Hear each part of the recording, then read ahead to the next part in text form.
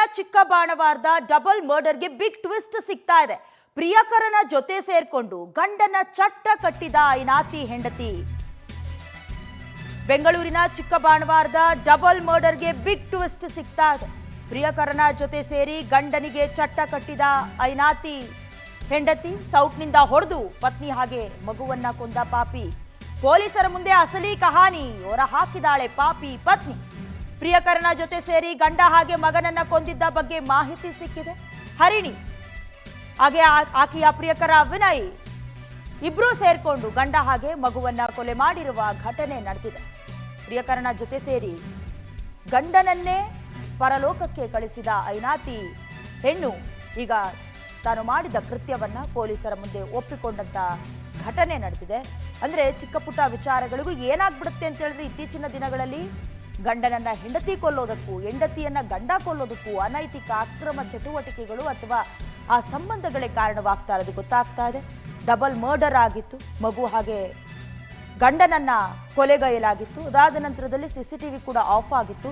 ಎಲ್ಲ ವಿಚಾರವನ್ನ ಗಮನಿಸಿದ ನಂತರದಲ್ಲಿ ಕೆಲ ಪ್ರಶ್ನೆಗಳು ಕೂಡ ಬಂದಿತ್ತು.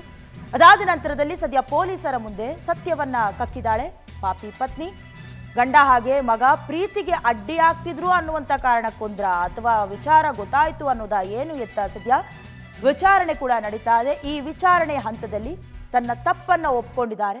ಪಾಪ ಹಸುಗೂಸನ್ನ ಕೂಡ ಕೊಂದಿರೋದು. ಅದಾದ ನಂತರದಲ್ಲಿ ಅವರ ಪರವಾಗಿ ಅಂದರೆ ಹರಿಣಿ ಅವರ ತಾಯಿ ಕೂಡ ನನ್ನ ಅಳಿಯನಿಗೆ ಹಾರ್ಟ್ ಅಟ್ಯಾಕ್ ಆಗಿತ್ತು ಅಥವಾ ಆರೋಗ್ಯ ಸರಿ ಇರಲಿಲ್ಲ ಅಂತ.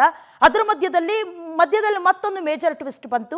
ಆಕೆಯ ಸ್ನೇಹಿತೆಯ ಜೊತೆಗೆ ಸ್ವಲ್ಪ ಖಾಸಗಿತನದ ಮೆಸೇಜ್ಗಳು ಕೂಡ ವೈರಲ್ ಆಗ್ತಾ ಇತ್ತು. ಹಣ ಕೊಡಬೇಕಾಗಿತ್ತು, ನಿನಗೊಂದು 500 ರೂಪಾಯಿ ಕೂಡ ಇಟ್ಕೊಳ್ಳುವಂಥ ಯೋಗ್ಯತೆ ಇಲ್ಲ ಅಂತೆಲ್ಲ.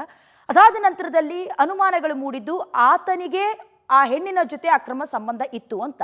ಬಟ್ ಯಾವಾಗ CCTV ಫುಟೇಜ್ 15 ದಿನಗಳಿಂದ ಬ್ಲ್ಯಾಂಕ್ಔಟ್ ಆಗಿತ್ತು ಅಥವಾ ವರ್ಕ್ ಆಗ್ತಾ ಇರಲಿಲ್ಲ, ಬಹಳಷ್ಟು ಅನುಮಾನಕ್ಕೆ ಕಾರಣವಾಗಿತ್ತು. ಪಾಪ ಮಗು ಏನು ಮಾಡಿತ್ತು ಅನ್ನೋದು ಕೂಡ, ಅಂದರೆ ಅವ್ರ ತಾಯಿ ಕೂಡ ಹೇಳಿದ ರೀತಿಯಲ್ಲಿ ಹೃದಯಾಘಾತ ಆಗಿತ್ತು, ಮಗು ಮೇಲೆ ಬಿದ್ದಿದ್ರೇನೋ, ಹಾಗಾಗಿ ಇಷ್ಟೆಲ್ಲ ಆಯಿತು ಅಂತ ಕತೆ ಕಟ್ಟಿದ್ರು. ರಾತ್ರಿ 11 ಗಂಟೆಗೆ ಪ್ರಿಯಕರ ವಿನಯನ್ನ ಹರಿಣಿ ಕರೆಸ್ಕೊಂಡಿದ್ದಾರೆ. ಈ ವೇಳೆ ಮನೆಯ CCTV ಕ್ಯಾಮ್ರಾ ಆಫ್ ಮಾಡಿದ್ದ ಹೆಂಡತಿ ಪತಿ ಅಭಿನಂದನ್ ತಲೆಗೆ ಸೌಟಿನಿಂದ ಹರಿಣಿ ಹೊಡೆದಿದ್ದಾರೆ. ಅಪ್ಪನಿಗೆ ಹೊಡೆಯೋದನ್ನ ಯದುವೀರ್ ಅಂದರೆ ಅವ್ರ ಮಗು ನೋಡ್ಬಿಟ್ಟಿದೆ. ಈತ ಸಾಕ್ಷಿ ಹೇಳ್ಬಿಟ್ರೆ ನನ್ನ ಬುಡಕ್ ಬಂದ್ಬಿಡುತ್ತಲ್ಲ ಅಂತ ಆ ಮಗುವನ್ನ ಕೂಡ ಉಸಿರುಗಟ್ಟಿಸಿ ಹತ್ಯೆ ಮಾಡಿರುವುದು.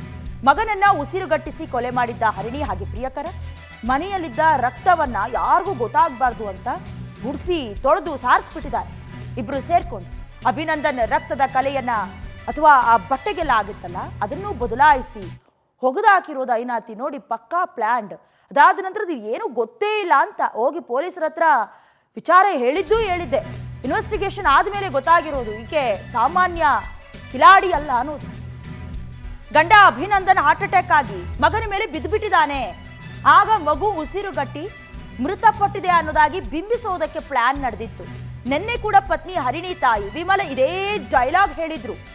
ಮಗಳಿಗೆ ಗಂಡನ ಕೊಲೆಗೆ ಪ್ಲಾನ್ ಹೇಳ್ಕೊಟ್ಲ ತಾಯಿ ವಿಮಲ ಅಂತ. ಅಂದ್ರೆ ಎಲ್ಲರಿಗೂ ಗೊತ್ತಿತ್ತ ವಿಚಾರ. 6 ತಿಂಗಳ ಹಿಂದೆ ಪ್ರಿಯಕರನ ಜೊತೆ ಈ ಹರಿಣಿ ಎಸ್ಕೇಪ್ ಆಗ್ಬಿಟ್ಟಿದ್ರು. ಈ ವೇಳೆ ಮಗಳಿಗೆ ಬುದ್ಧಿ ಹೇಳದೆ ಅಳಿಯಂದೇ ತಪ್ಪು ಅನ್ನೋದಾಗಿ ಅತ್ತೆ ಹೇಳಿದ್ರು, ಅಂದ್ರೆ ಹರಿಣಿಯ ತಾಯಿ. ಹರಿಣಿಯನ್ನ ಬಂಧಿಸಿ ವಿಚಾರಣೆ ಮಾಡ್ತಿದ್ದಾರೆ ಚಿಕ್ಕಬಾಣವಾರ ಪೊಲೀಸರು. ಸದ್ಯ ಆಕೆಯ ಪ್ರಿಯಕರ ವಿನಯ್ ಆತ ತಪ್ಪಿಸ್ಕೊಂಡಿದ್ದಾನೆ, ಎಸ್ಕೇಪ್ ಆಗಿದ್ದಾನೆ. ಆತನನ್ನ ಹುಡುಕುವ ಪ್ರಯತ್ನದಲ್ಲಿ ಪೊಲೀಸರಿದ್ದಾರೆ. ಅಂದ್ರೆ ಗಂಡನ ಜೊತೆಯಲ್ಲಿ ಇದ್ಕೊಂಡು ಮಗು ಇದ್ರೂ ಕೂಡ ಈ ಹಿಂದೆ ಪ್ರಿಯಕರನ ಜೊತೆ ಎಸ್ಕೇಪ್ ಆಗಿದ್ಲು ಕಿಲಾಡಿ. ಆಕೆಯನ್ನ ಕರೆ ತಂದು ಸ್ವಲ್ಪ ಬುದ್ಧಿ ಮಾತೆಲ್ಲ ಹೇಳಿ ಮತ್ತೆ ಗಂಡನ ಜೊತೆ ಸಂಸಾರ ಮಾಡ್ಕೊಂಡು ಹೋಗಮ್ಮ ಅಂತ ಕೂಡ ಬುದ್ಧಿ ಹೇಳಿದ್ರು. ಆದ್ರೆ ಆಕೆಗೆ ಗಂಡನಿಗಿಂತ ಪ್ರಿಯಕರನೇ ಹೆಚ್ಚಾಗ್ಬಿಟ್ನಾ ಅನ್ನೋದು. ಪಾಪ ಆ ಮಗುವನ್ನ ನೋಡಿದ್ರೆ ಕೊಲ್ಲೋದಕ್ಕಾದ್ರೂ ಹೇಗೆ ಮನ್ಸು ಬರುತ್ತೆ ಅಂತ. ಅದರಲ್ಲೂ ಕೂಡ ಕತೆ ಕಟ್ಟಿರೋದು ನೋಡಿ. ಗಂಡನಿಗೆ ಹಾರ್ಟ್ ಅಟ್ಯಾಕ್ ಆಯಿತು, ಗಂಡ ಮಗುವಿನ ಮೇಲೆ ಬಿದ್ದು ಉಸಿರುಗಟ್ಟಿ ಮಗು ಸತ್ತೋಯ್ತು ಅಂತ ಕತೆ ಕಟ್ಟಿರೋದು. ಅಂದರೆ ಅವ್ರ ತಾಯಿ ವಿಮಲನೇ ಈ ಎಲ್ಲ ವಿಚಾರಗಳಿಗೂ ಪ್ಲಾನ್ ಮಾಡಿಕೊಟ್ರ ಅಂತ. ಯಾಕಂದ್ರೆ ಈ ಹಿಂದೆ ಕೂಡ ಆಕೆ ಮನೆ ಬಿಟ್ಟು ಹೋದಾಗ್ಲೂ ಅಳಿಯಂದೇ ತಪ್ಪು ಅಂತ ಹೇಳಿದ್ರು. ಸೊ ಹಾಗಾಗಿ ಆ ಮುಗ್ಧ ಜೀವವನ್ನ ಕೂಡ ಈ ಪಾಪಿ ಈ ರಾಕ್ಷಸಿ ಬಲಿ ಪಡ್ಕೊಂಡ್ಬಿಟ್ಲು ಅನ್ನೋದು.